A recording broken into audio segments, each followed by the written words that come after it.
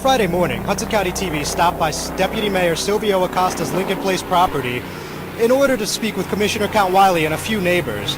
The reason being is that Acosta is trying to convert his two-family home into a six-family home. By coincidence, Acosta actually showed up in a municipal vehicle nonetheless, but he refused to speak to Hudson County TV when we tried to ask him a few questions.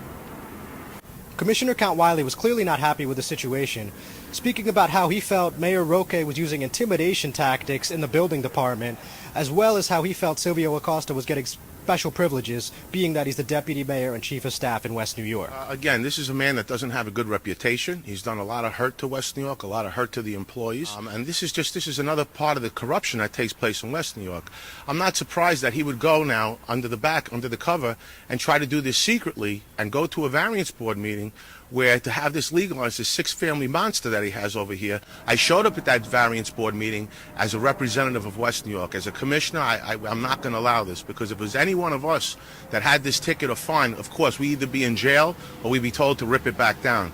But this gentleman hasn't, because he's the right hand to Mayor Felix Roque. He's the deputy mayor, and it's a lot. And this is just another form of corruption in its lightest form, should I say? The sneaky things that happen behind the back of the people.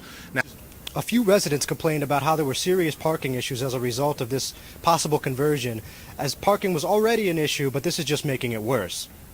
And now I'm with a neighbor that lives up the block from the Lincoln Place property. So, now, have you experienced any issues because of what Mr. Acosta is trying to do with the property here?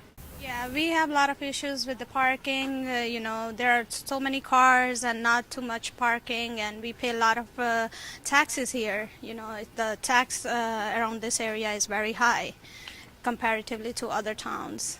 And if this house will become 5-family or 6-family, we're going to have more issues. We have daily problems. My son go around. Sometimes he park on 54 and Broadway. He walks at nighttime, which is not safe. So it's going to increase more issues with the parking. El problema después porque no hay parqueo, hay demasiada gente.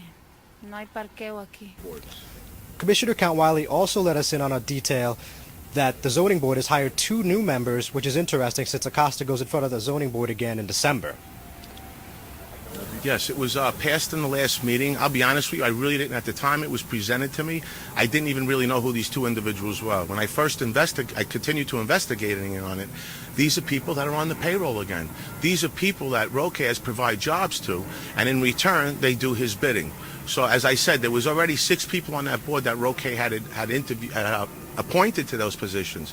And right now we have 2 others all of a sudden pop in, and I couldn't understand the position on D'Amico, why he had left. He didn't fulfill his full term, but he chose to step down off the board, which there's just too much going on here that just doesn't make sense to me as a commissioner.